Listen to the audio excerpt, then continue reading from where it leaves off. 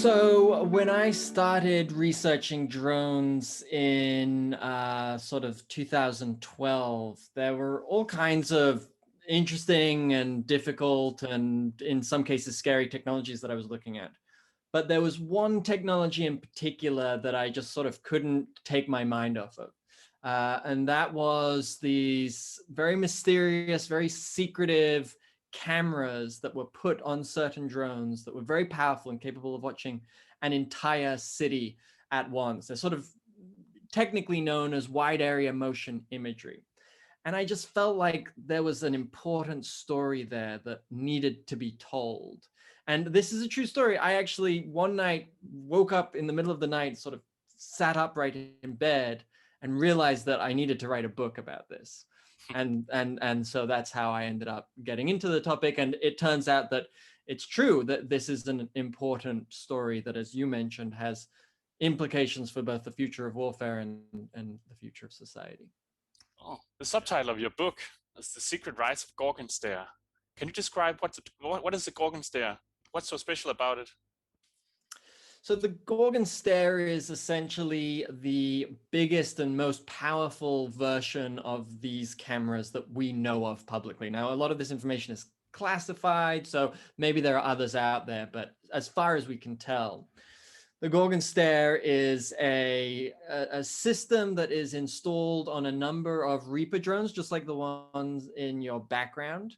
Its primary capability is that it's able to watch an area that is about anywhere between 40 square kilometers and 100 square kilometers. So that's like a small to medium-sized city, and it can watch the whole city at once.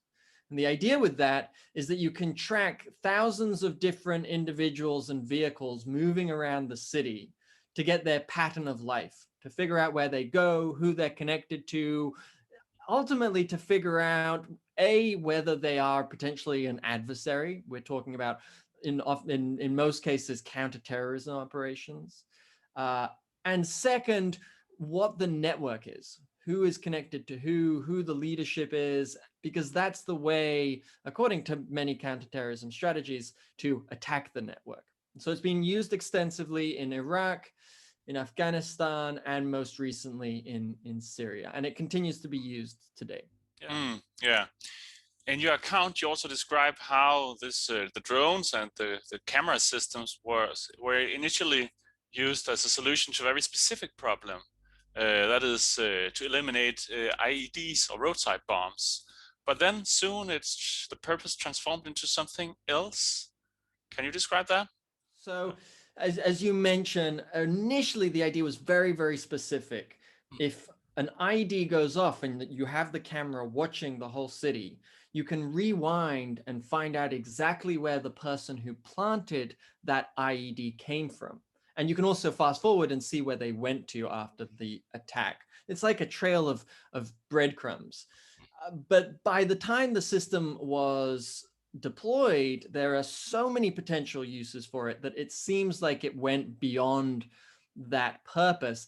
But again, a lot of the information is still classified, so we only get like a little bit of a peek behind the curtain, and the book tries to compile all the information that is publicly known. And it seems like these systems have been used in all sorts of ways. One system, for example, in a very short period, a couple of years, was credited with helping with the capture or the killing of 1,200 people in Afghanistan. That just gives you an idea of the scale of these operations. Yeah. So how would you say that the drones as eyes in the sky changed most in warfare? What was the most revolutionary about them? In a way, the revolution that drone surveillance created was two things. One, to shorten that gap between having an initial piece of intelligence and acting on that intelligence, often with a strike, with a missile strike. But the other revolutionary effect that is related to that is that that video can be distributed all over the world to all the different parts of the chain of command, right? And they can all have an input on that. And that connectivity, that network effect also serves to shorten that distance between the decision to use force and the actual use of force itself. So it becomes this very, very quick, tight, integrated decision loop that is somewhat ironically spread over thousands and thousands of kilometers of network links. I think that, among many other reasons, is why the drone has revolutionized warfare. Yeah, I suppose this revolution almost started in the 90s, where we talked about the revolution of military affairs and network-centric warfare. So this Gorgons there, the eye in the sky, drones, almost have become emblems of network-centric warfare, wouldn't you say? I mean, you know, it took a long time for the network-centric warfare to arrive. It didn't arrive in the 90s as many expected, but the drone really does represent a network. There are lots of people connected to the drone at any given time in its operations, and it's supporting all sorts of people at once. Also, you write a lot about networks in your book, how the Gorgons is itself part of a huge data network, how this technology is used to attack other terror networks, how it can be deployed to conduct social network analysis in order to trace all the nodes in the terror cell. But in a way, your book also consists of a network, right? There are tons of actors in play, military staff, scientists, engineers, computer developers, not to mention all the code names, projects, agencies, labs, and companies. How did you manage to bind all these names and actors together into a coherent narrative? I used lots of spreadsheets, which are an excellent tool for journalists. And it sort of, there's a bit of a domino effect. So often you will speak to one person and they will say, you should really speak to so-and-so. And then they will sort of, you know, give you the name of 3 other people. And by the end, you've built a bit of a broader picture. But yeah, it's not like you know all these names and all the different pieces from the outset. And, you know, I find it as a compliment that there are so many pieces to the puzzle here in the book, even though that, you know, is a little confusing at times, because I really also wanted to show that there are so many pieces involved. There wasn't one single individual deciding to build this system and to execute it and to live with the consequences. You know, it's a group effort. It's a huge community. Yeah, and it's a kind of an that actor network system, right? And that sort of distributes responsibility. It distributes the contemplation of the effects and the implications, but it also makes it a lot more powerful, right? So there's a bit of a contradiction of terms in there potentially. Talking about too many names, numbers, and information, you also describe how information overload is a big issue in wide area persistent surveillance technologies. How the constant unblinking eyes produce too much information for human brains to process. But then we got artificial intelligence. Can you describe how you see AI will form the future of drone warfare? So it's going to happen slowly. And, you know, what I found in the book is that this camera technology was the one that really motivated some of the pioneering efforts in using artificial intelligence for analyzing all this video footage, because there was just so much.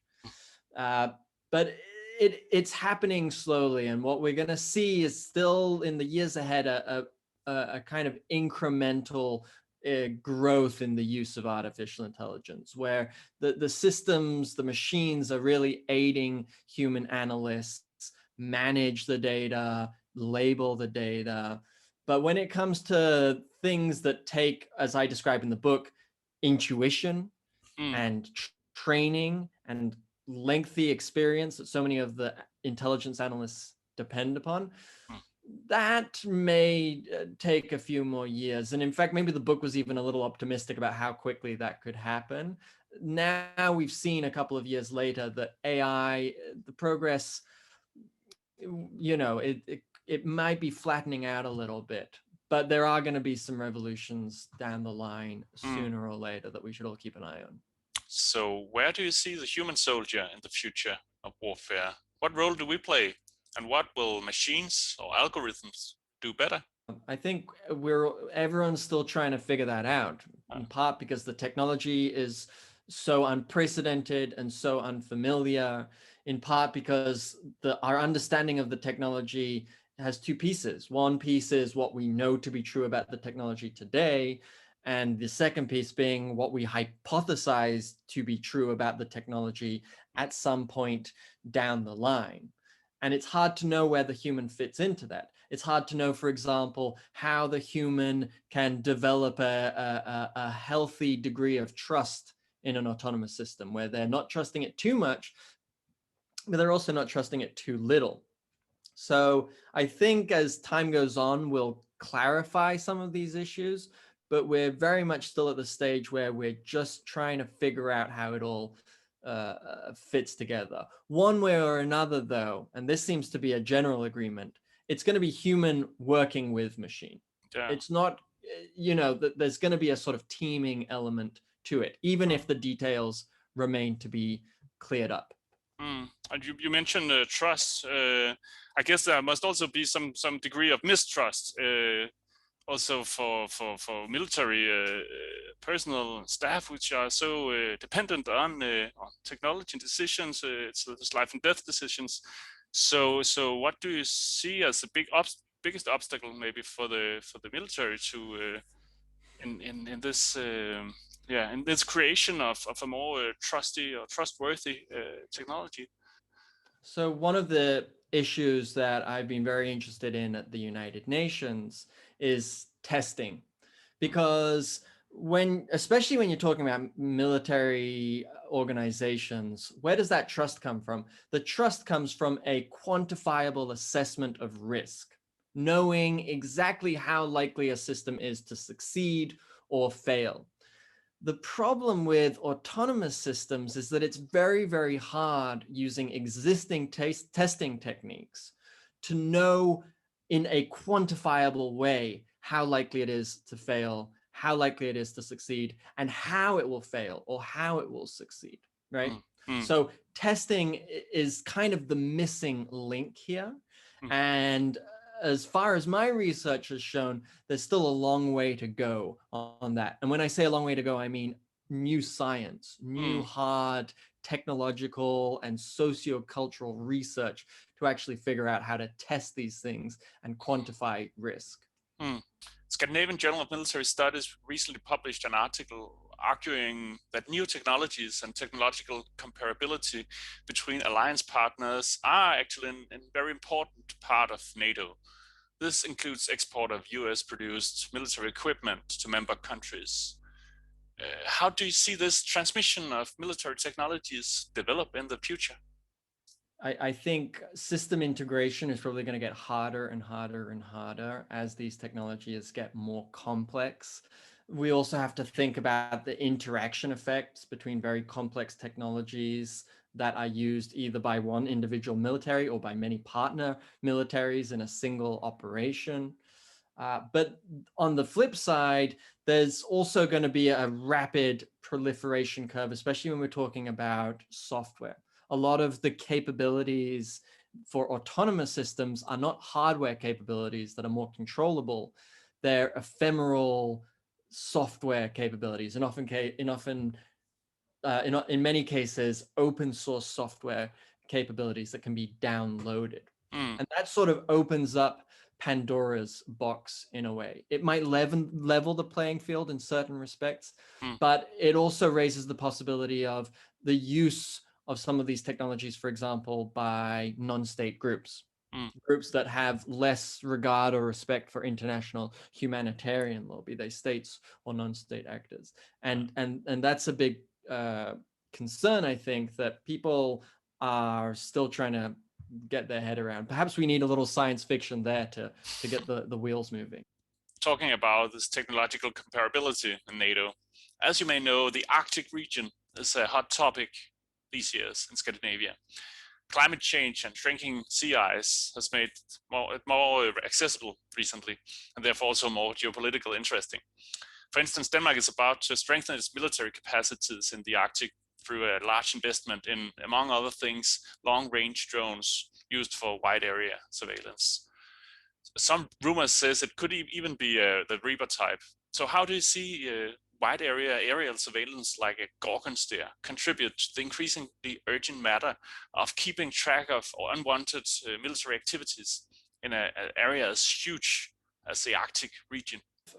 One of the things that I've learned about these technologies is that just because they have proven to be extremely effective in certain circumstances does not automatically mean that they will work everywhere. It's very important that the capability is extremely well matched to the application.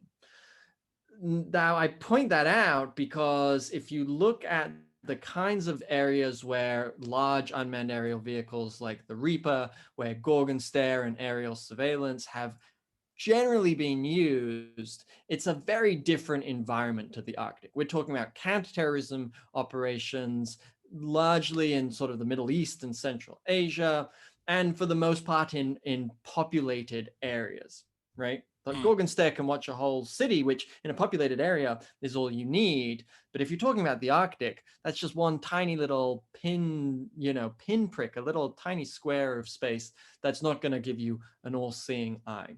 No. So it's a little hard to hypothesize.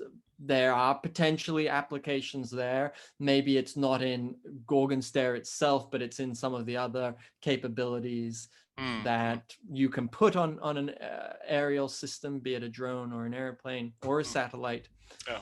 But there is always that caution, right? Just because it worked in the war in Afghanistan, or seems to have worked in the war in Afghanistan and Syria and Iraq, that transferability is not a fait accompli. It's not assured. There's testing that needs to be done to test that hypothesis that the revolutionary potential will carry over.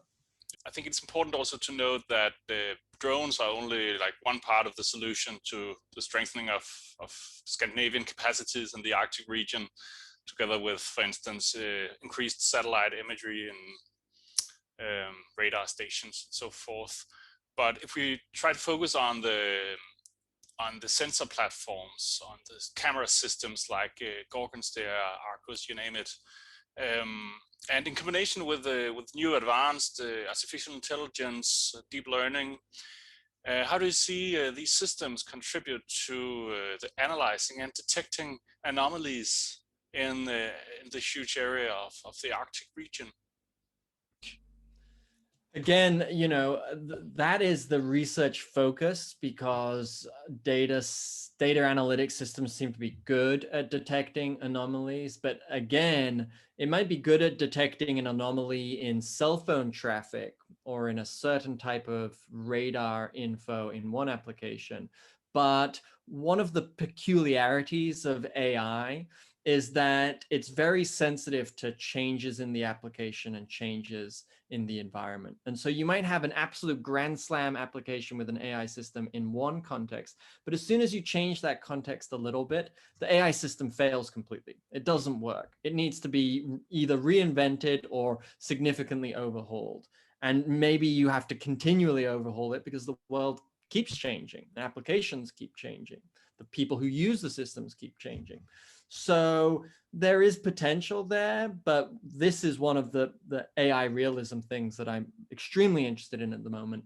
It's the brittleness of AI. This notion that the second you move outside of that square of the application, it starts getting very, very problematic very, very quickly in terms of performance. It's a big area of caution, and figuring out how to make the system less brittle remains a wide open area of scientific research.